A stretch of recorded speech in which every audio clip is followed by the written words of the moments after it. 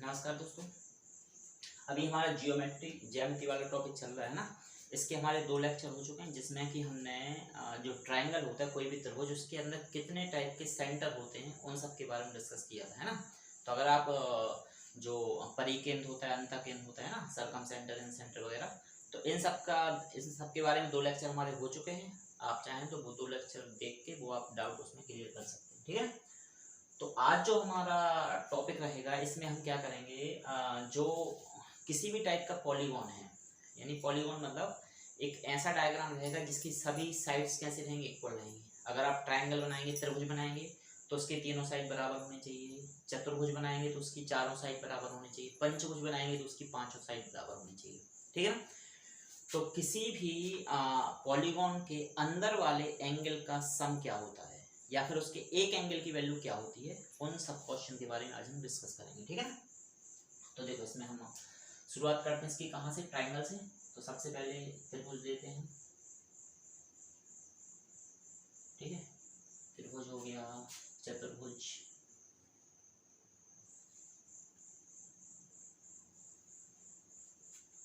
फिर ऐसे डायग्राम हो जाएगा क्या, पंचभुज, पेंटागन बोलेंगे इसको ना। फिर षटभुज, हेक्सागोन। बस ध्यान देना है कि इनकी साइड कैसे इक्वल रहती है, ठीक है ना। इक्वल रहेंगी साइड तभी हमारा कॉन्सेप्ट काम करेगा, और ये क्वेश्चन इक्वल साइड के लिए ही बनते हैं ना। तो देखो, सबसे पहले तो अगर हम अंतःकोण को छोड़ के पहले हम बाह्य कोण के बारे में बात करें, तो जो बाह्य कोण है ना, बाह्य कोण, तो जो भी बाह्य कोण है इनका योग जो है हमेशा 360 होता है, ये फिक्स है, ठीक है।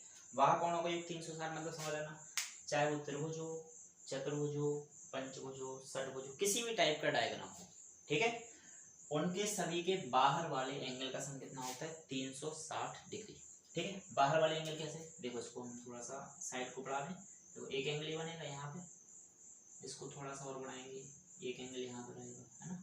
इसको और थोड़ा सा बढ़ा दिया तो एक एंगल यहाँ पे बनेगा, ठीक है। इसको हमने जैसे ले लिया α1, α2, α3, ठीक है।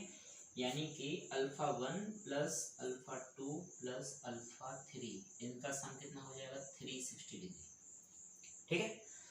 ऐसे अगर हम चतुर्भुज में देखें, ठीक है, तो α1 ये रहेगा हमारा, α2 ये रहेगा, α3 और ये रहेगा क्या, α4, ठीक है।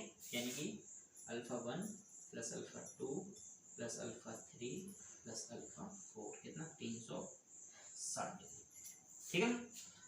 तो कभी आप जल्दबाजी में ये मिस्टेक ना कर लेंगे, कोई ट्रायंगल है तो उसमें अंदर वाले एंगल का सम तो इसमें 180 होगा, लेकिन बाहर वाले एंगल का सम 180 नहीं होता है, वो 360 डिग्री होगा, है ना। नहीं तो उसमें जल्दबाजी में आपका आंसर 180 डिग्री लग सकता है, तो इस बात का आप ध्यान दें।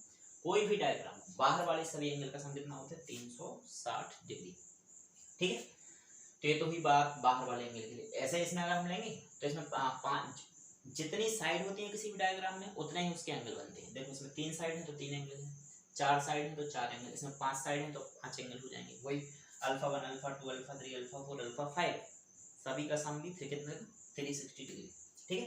अब हम बात करें कि एक एंगल की वैल्यू क्या होगी, जो बाहर वाले, ये तो हो गया बाह्य कोणों का योग, है ना।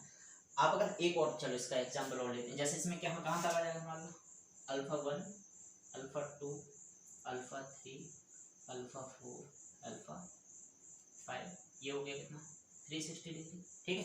ये हो गया त्रिभुज के लिए, ये हो गया चतुर्भुज के लिए, ये हो गया पंचभुज के लिए, ठीक है।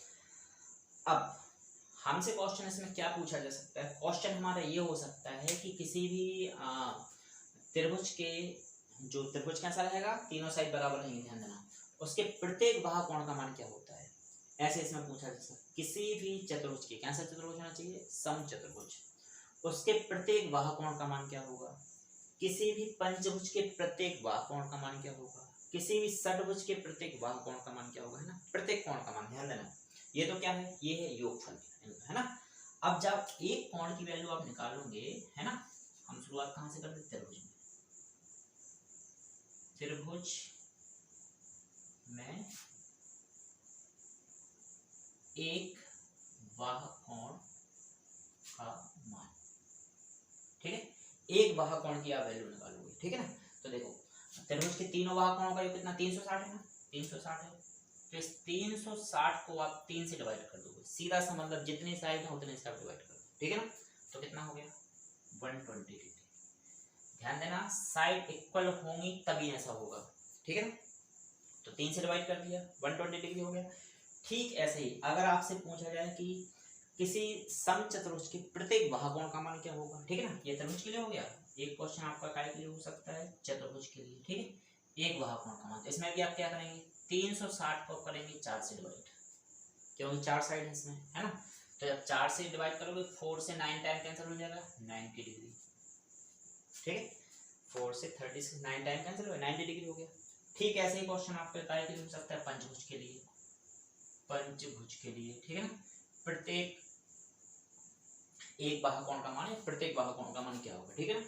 तो क्या करेंगे हम 360 डिग्री के लिए डिवाइडेड बाय 5 कर देंगे, तो सीधा सा मतलब जितनी साइड है उससे हमें डिवाइड कर देना है, ठीक है ना। तो कितना हो गया 108, सॉरी 72 डिग्री, ठीक है। तो पंचभुज में प्रत्येक बाहुकोण का मान 72 डिग्री हो गया, चतुर्भुज में प्रत्येक बाहुकोण का मान 90 डिग्री हो गया, और त्रिभुज में प्रत्येक बाहुकोण का मान 120 डिग्री हो गया। अब इस टाइप से क्वेश्चन आपका कितनी भी साइड वाले क्वेश्चन के लिए हो सकता है क्या। अब जैसे आपसे पूछा जाए कि सम अष्टभुज के प्रत्येक बाहुकोण का मान, ठीक है, बाहुकोण का मान, ठीक है ना। अब समअष्टभुज का निकालना है, क्या करोगे आप, सिंपल सा है, हमें पता है कि बाहर वाले एंगल का सम सभी में कितना होता है 360 डिग्री होता है, तो 360 डिवाइडेड बाय करेंगे आप 8, ठीक है। सम अष्टभुज का पूछा है, 8 भुजाएं होंगी तो 8 से उसको डिवाइड कर दोगे आप, तो 8 4 जा 32, 4 रहेगा 8 5 45 डिग्री। सम अष्टभुज में प्रत्येक बाहुकोण का मान कितना हो जाएगा 45 डिग्री, ठीक है। तो अभी ये सब हमारा डिस्कशन हुआ है बाहुकोणों वाली वैल्यू के लिए, ठीक है। तो बाहुकोणों का योग, इसमें कोई आपको डाउट नहीं होना चाहिए, फिक्स है 360 होता है, योग 360 होता है, और अगर प्रत्येक कोण की वैल्यू पूछी जाए तो जितनी साइड होती है 360 को उसी से आपको डिवाइड कर देना है, तो प्रत्येक कोण की वैल्यू हो जाएगी, ठीक है ना। तो अब हम इसमें बात करेंगे जो इसके अंतः कोण होते हैं उनके क्वेश्चन के बारे में, ठीक है ना।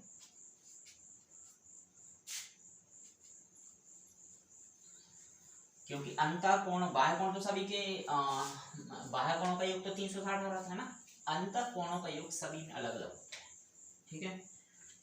तो उसके बारे में हम डिस्कस करते हैं।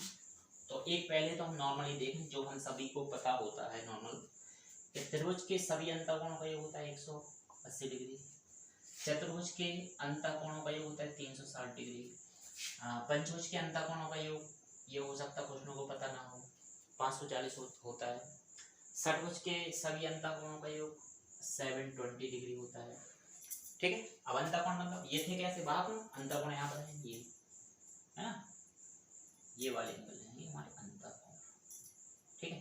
जैसे इसको क्या ये θ1 हो गया, θ2, θ3, ठीक है। अब इसमें कितना 4 साइड है, θ1, θ2, θ3, θ4, इस टाइप से, ठीक है। ऐसे इसमें θ1 2 3 4 5, उसमें 1 2 3 4 5 6, ठीक है ना। अब देखें इसमें हम तो θ1 प्लस θ2 प्लस θ3, इन सब का सम कितना है 180 डिग्री, किसमें त्रिभुज में, ठीक है।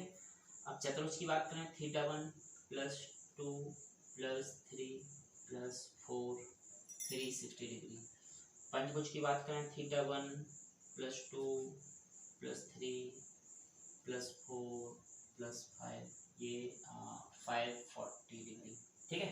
ऐसे इसमें आ जाओगे आप, तो थीटा कहाँ तक जाएगा 6 तक, θ1 2 3 4 5 6, कितना 720, ठीक है।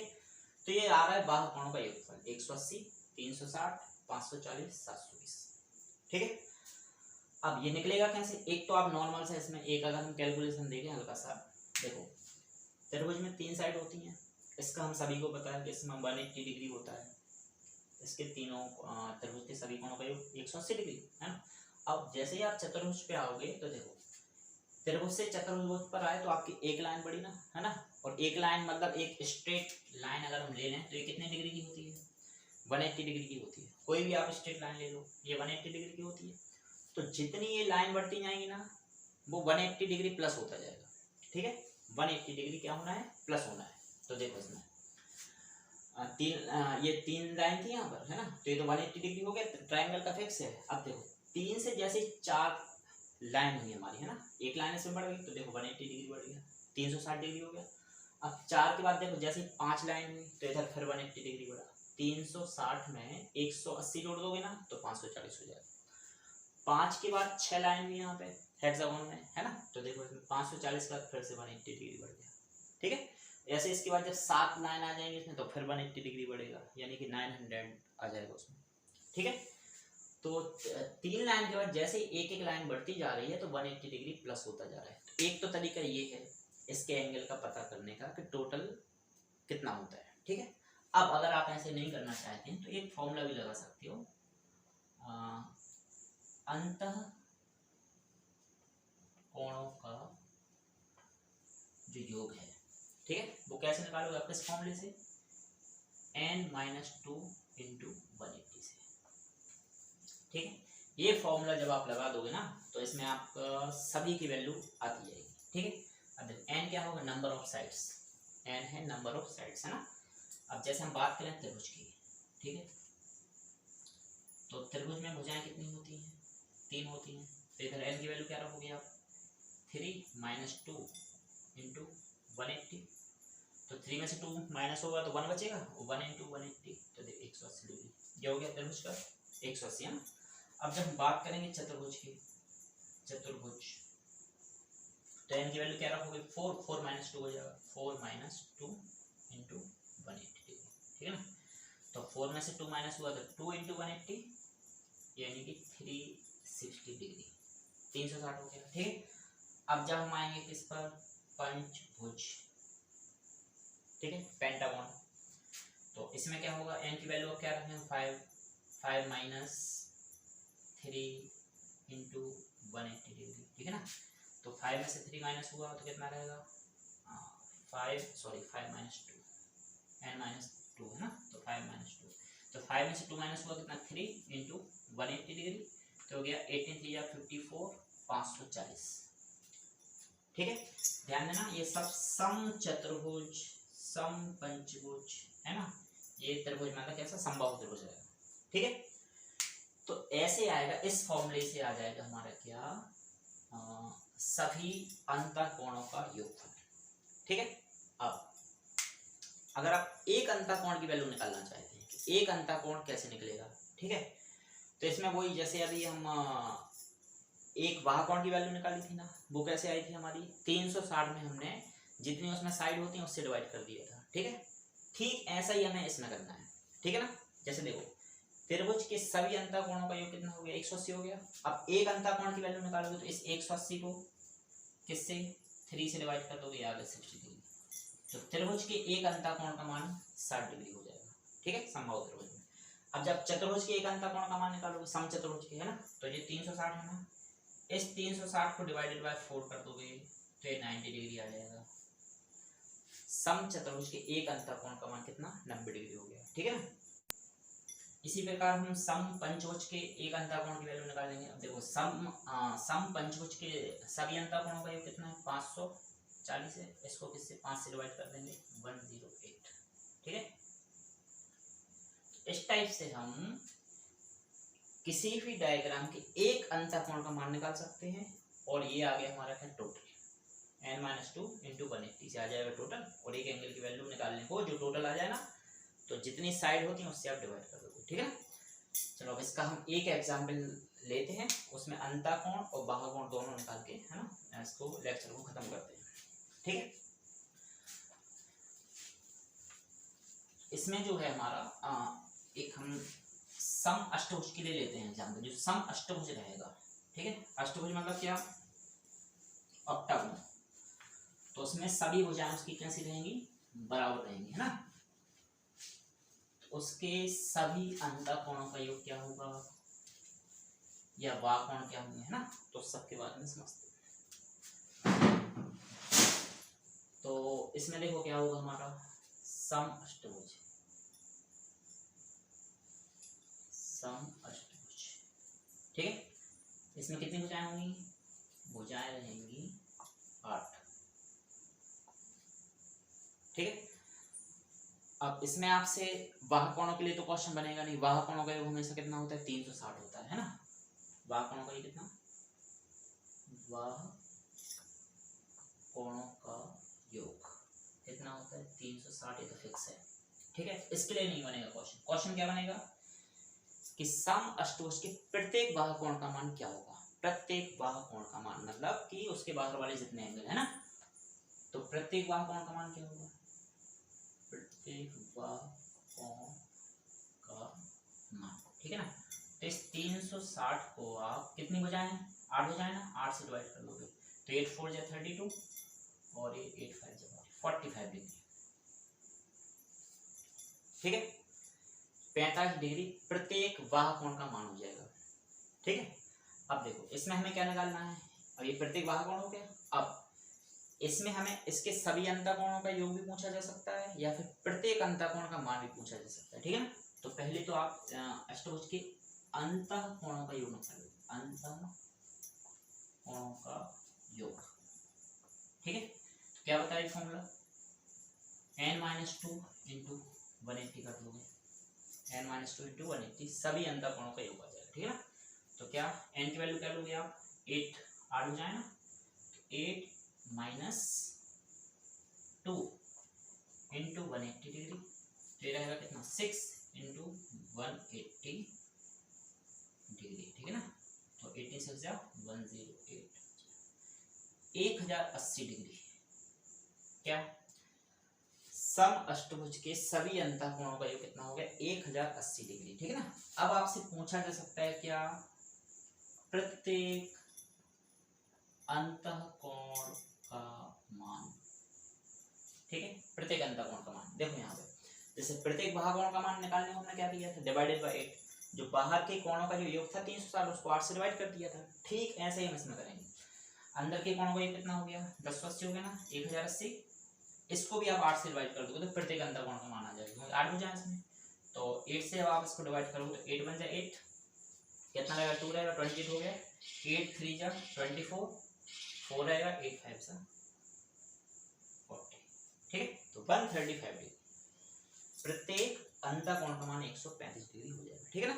तो इस टाइप से आप किसी भी पॉलीगॉन का प्रत्येक अंतःकोण का मान निकाल सकते हो, सभी अंतःकोणों का योग हो जाएगा, बाहुकोणों का योग भी आप आराम से निकाल सकते हो, ठीक है। आज के लेक्चर में इतना ही। अगला जो हमारा लेक्चर होगा वो रहेगा डायगोनल से संबंधित, कि किसी भी डायग्राम में कितने डायगोनल बनते हैं, त्रिभुज में कितने डायगोनल होते हैं, त्रिभुज में तो एक भी नहीं होता है ना, चतुर्भुज में कितने होते हैं, पंचभुज में कितने होते हैं, उन सब के बारे में डिस्कस करेंगे।